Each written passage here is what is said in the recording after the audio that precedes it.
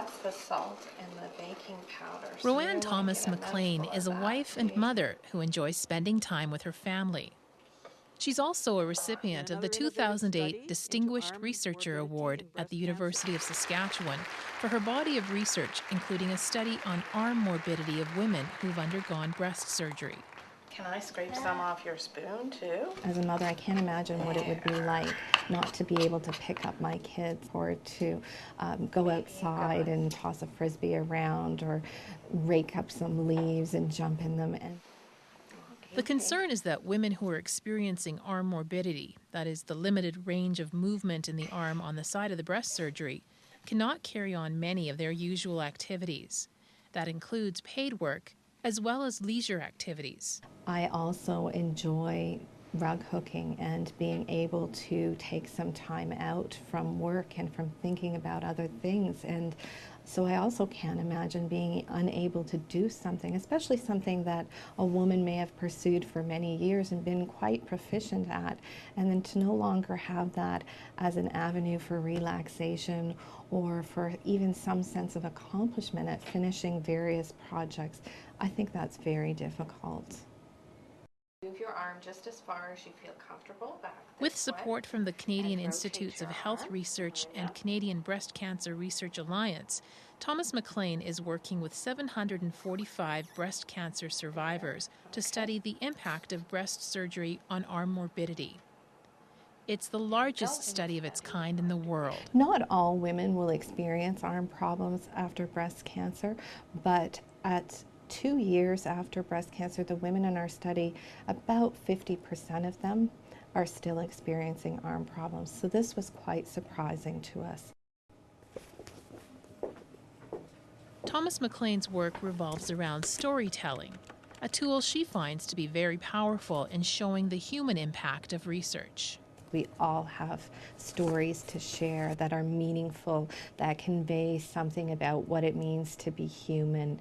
So even though I'm working on a very large quantitative project that primarily involves statistics, and that's the arm morbidity study, I still see those numbers as telling a story that we then have to interpret and carry forward, that we have a responsibility to share.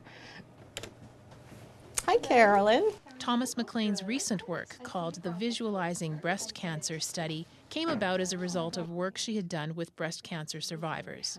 She realized the literature aimed at providing information and support to women did not adequately reflect racial diversity.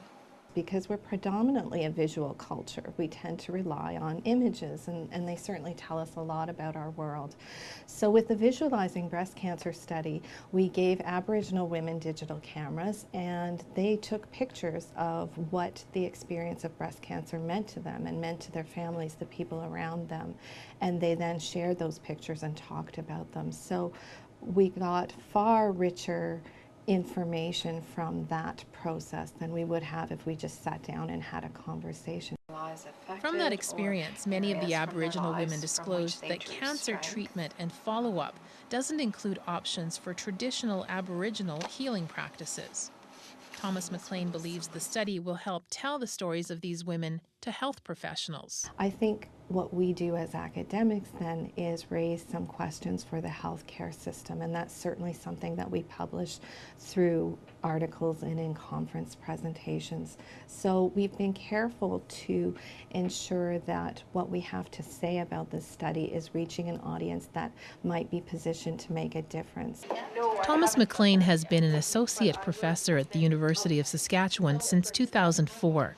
She believes the environment at the U of S has helped her expand her research capabilities. What I found at the University of Saskatchewan is a tremendous openness toward interdisciplinary research. So I'm working with a number of people on various projects from different disciplines, and that's very exciting for me, is to be in an environment where the value of interdisciplinary research is recognized. That's quite exciting, to be a part of what we see as changes in research paradigms and new ways of doing things. And so that, for me, is one of the most rewarding parts of my job.